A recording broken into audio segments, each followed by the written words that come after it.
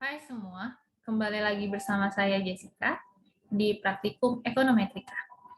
Hari ini kita akan belajar mengestimasi sebuah data dengan menggunakan analisis regresi linier sederhana menggunakan pendekatan matriks dengan aplikasi Shazam. Nah, sebelumnya kita sudah menyiapkan data yaitu yang akan kita estimasi menggunakan Shazam, yaitu data analisis dari faktor-faktor yang mempengaruhi produksi usaha tani jagung. Sebelum kita mulai menganalisis, kita perlu mengetahui bahwa kita memerlukan yang namanya hipotesis. Hipotesis ini sendiri terbagi menjadi dua, yaitu hipotesis deskriptif dan hipotesis secara statistik. Untuk hipotesis deskriptif pada data ini adalah bahwa produksi jagung itu dipengaruhi oleh luas lahan, benih, pupuk, dan tenaga kerja. Sementara untuk hipotesis statistik itu contohnya seperti H0 bila beta 1 sama dengan 0, di mana ini berarti variabel bebas itu tidak berpengaruh pada variabel terikat. Sementara, ataupun, dan H1 itu terjadi bila beta 1 tidak sama dengan 0, yang berarti variabel bebas itu berpengaruh terhadap variabel terikat. Oke, kita langsung masuk saja ke Shazam-nya. Oke. Untuk perintah pertama itu adalah file. Oke, bentar, kita new dulu. Yang pertama itu file 33. Kemudian kita buka data yang akan kita analisis dalam bentuk div. Kemudian kita klik properties, klik security, lalu object name ini kita copy.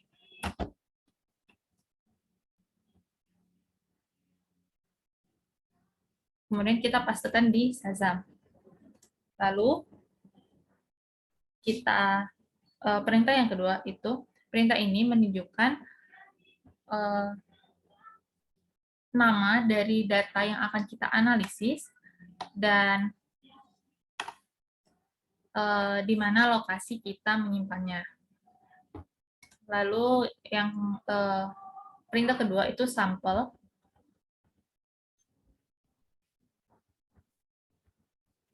Satu sampai 30. Ini menunjukkan bahwa pada data kita itu terdapat 30 sampel. Lalu ada read 33.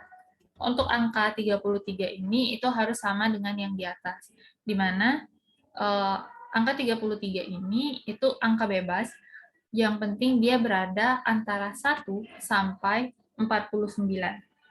Kemudian kita masukkan elemennya, yaitu N. N ini merupakan nilai observasi, kemudian YT.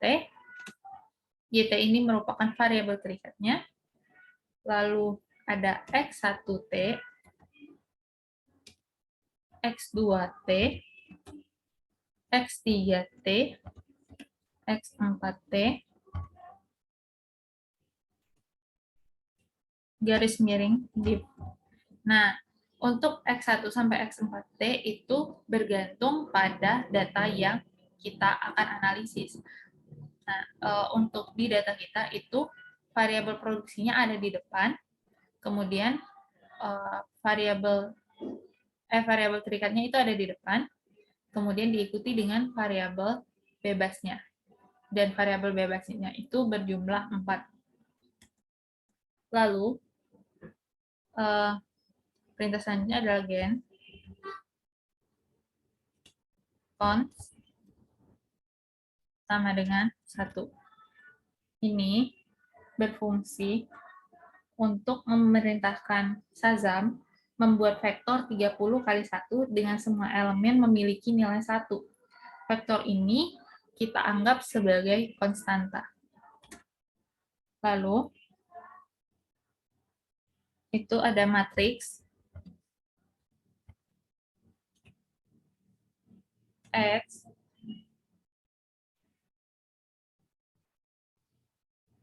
sama dengan cons garis garis X1T X2T X3T X4T. Nah, untuk perintah selanjutnya itu berfungsi untuk memerintahkan matriks, membentuk matriks dengan elemen konstanta dan X1, X2, X3, X4 dengan dimensi 30 baris dan 2 kolom. Lalu ada perintah gen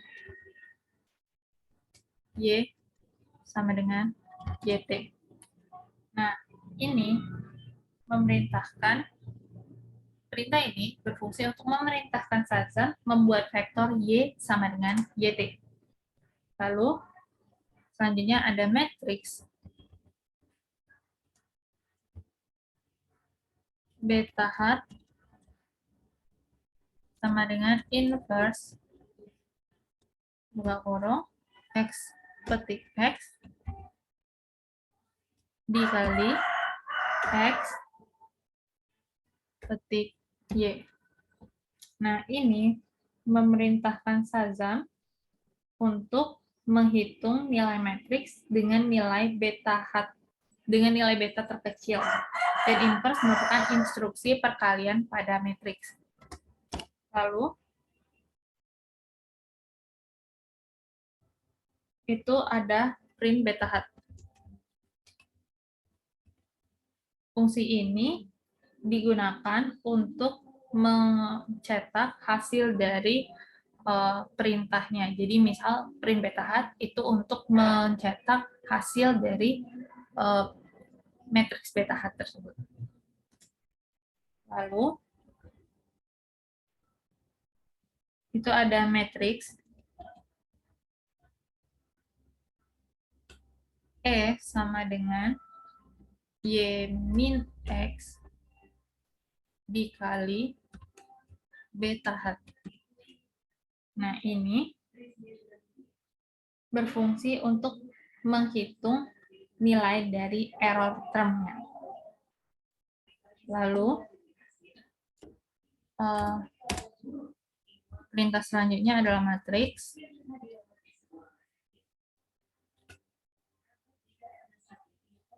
sig to hat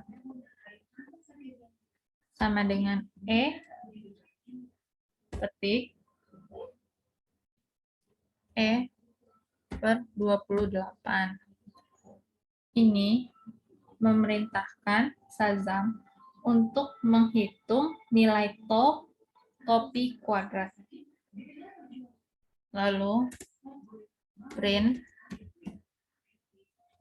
sig to hat untuk mencetak nilai dari print hat, nilai dari sig to hat. Lalu ada matriks of B sama dengan sig to hat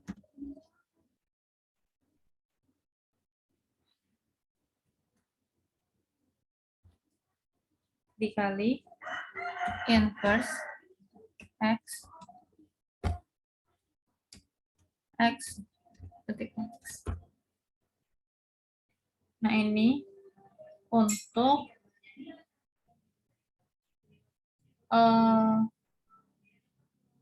menghitung nilai dari matriks, nilai dari perkalian antara matriks dan inverse.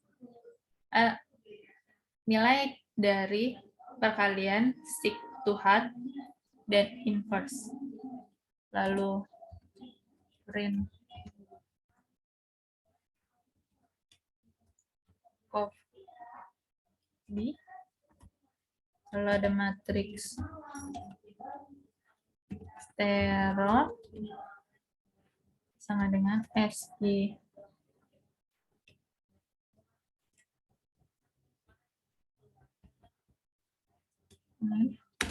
Nah, sama dengan SIRT kurung dia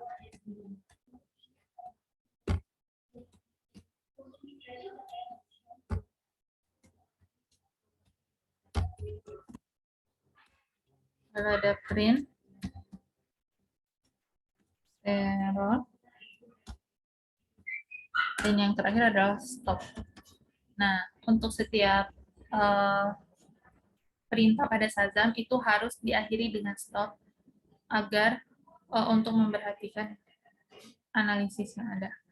Lalu setelah lengkap kita run. Nah, untuk melihat setelah kita mengetikkan semua ini, kita bisa run. Hasilnya akan terlihat di sini. Nah, keluar hasilnya. Ini ketika hasil ini akan keluar ketika kita dengan benar memasukkan perintah-perintah yang telah kita ketikkan tadi. Mungkin itu saja yang bisa kita pelajari. Selanjutnya untuk LKP, berikut LKP saya. LKP ketiga.